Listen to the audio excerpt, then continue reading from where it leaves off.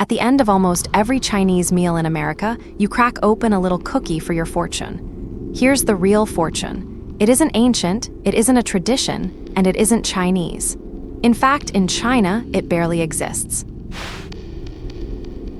By the end of this, you'll know where the fortune cookie actually comes from. And stay to the end, because the reason the whole world calls it Chinese has nothing to do with a recipe. It's one of the darkest chapters in American history. Ask anyone where the fortune cookie is from and you'll get the same answer. China. It's on every takeout counter, in every movie about a Chinese restaurant. It feels thousands of years old. There's one problem. Fly to Beijing or Shanghai or anywhere in China and you'll struggle to find a single fortune cookie.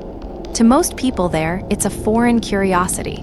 So if it isn't Chinese, where is it from? To find out, you have to follow the cookie back across the Pacific, not to China, but to Japan.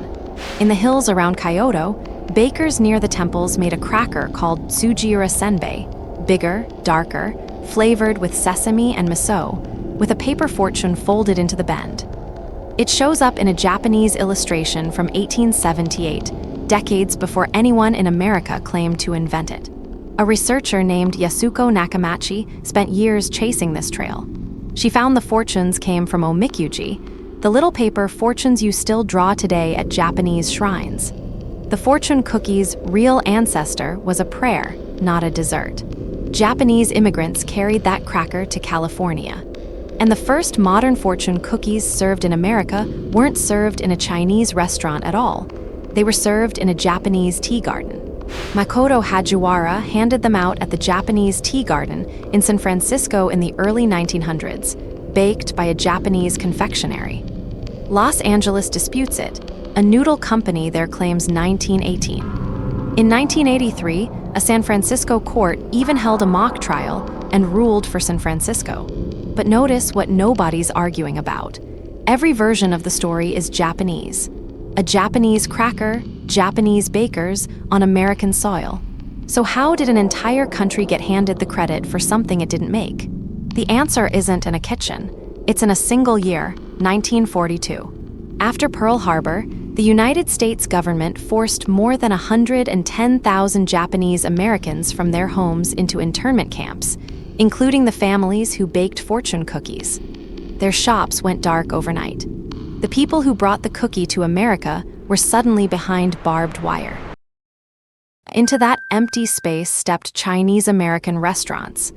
With the original makers imprisoned, they kept baking the cookies, kept handing them out, and by the time the war ended, the fortune cookie had a new home and a new nationality. It wasn't a recipe that made it Chinese. It was an injustice. That's the sleight of hand, not by a marketer this time, but by history itself. A Japanese cookie got its label swapped by a war, and 3 generations of us have been calling it Chinese ever since, without ever asking why.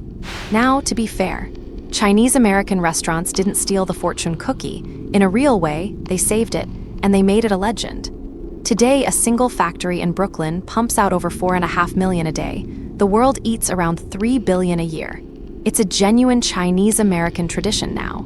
Just not a Chinese one, and not an ancient one. And when an American company finally tried selling them in China in the 1990s, people there called them too American.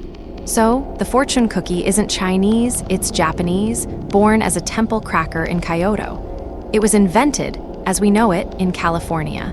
And it only became Chinese because a war emptied the shops that made it. The next time you snap one open at the end of the meal, the little slip of paper won't be the strangest thing inside. The whole cookie is a fortune that came true wrong.